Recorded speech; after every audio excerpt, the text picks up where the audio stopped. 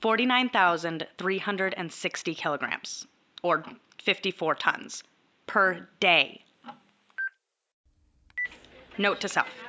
Research George Waring Jr. Focus on hiring practices and candidate selection.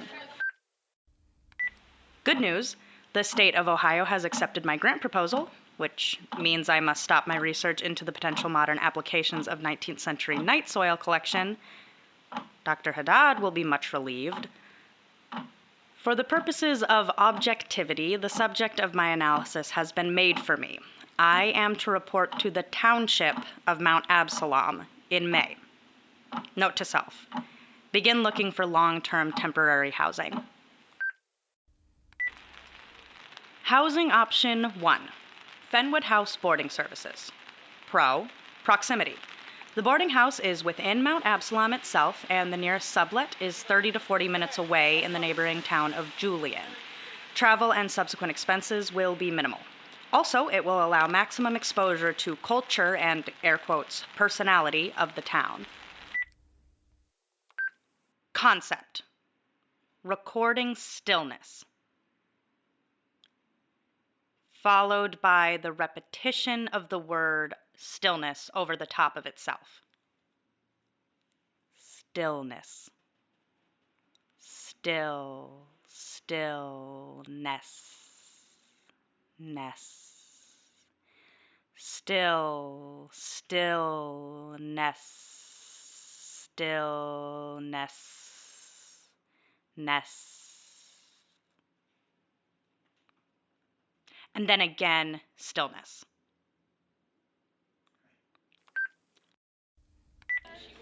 Con, amenities. Virtually none within Mount Absalom itself. Food options consist of the local grocery store, a breakfast cafe, and an ice cream shop.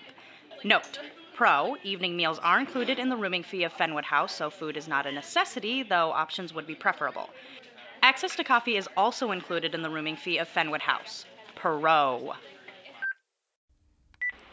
No speed listed or mention of Wi-Fi is listed on the Fenwood House website. Assume physical connection and slow, possibly even dial-up. Would that even work with a laptop? I would need a special cord. However, after calling and talking to Wes at the Fenwood House, they do have Wi-Fi. Sometimes. The pause and under-the-breath tone are his. You are out of 4-horse oatmeal stout. Further amendment to note on proximity. Pro, the Fenwood House abuts the Mount Absalom graveyard, convenient for fieldwork and cataloging. There are filings in the town made in the State Historic Preservation Office asking that the Fenwood House be named the oldest continually inhabited residence in all of Ohio.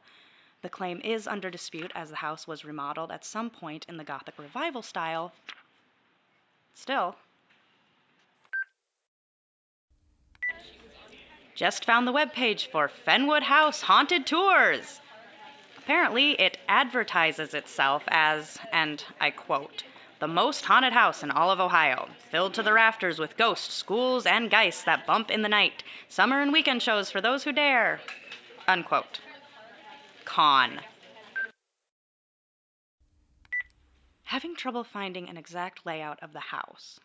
I do prefer east or south-facing windows to maximize early morning sun exposure and minimize afternoon laptop glare. I'll try calling again.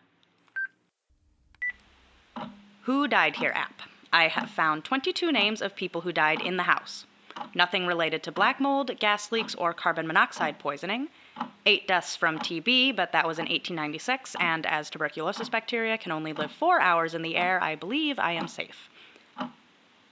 App also mentions notable occupant, serial poisoner Deirdre Abernathy in 1935.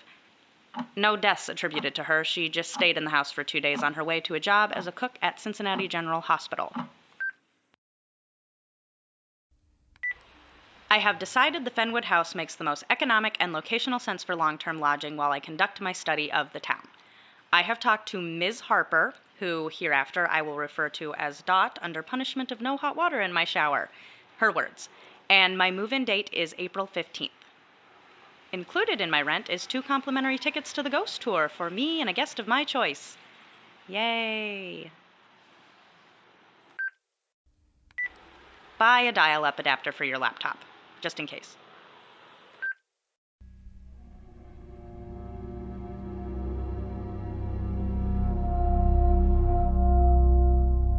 Unwell, a Midwestern Gothic mystery.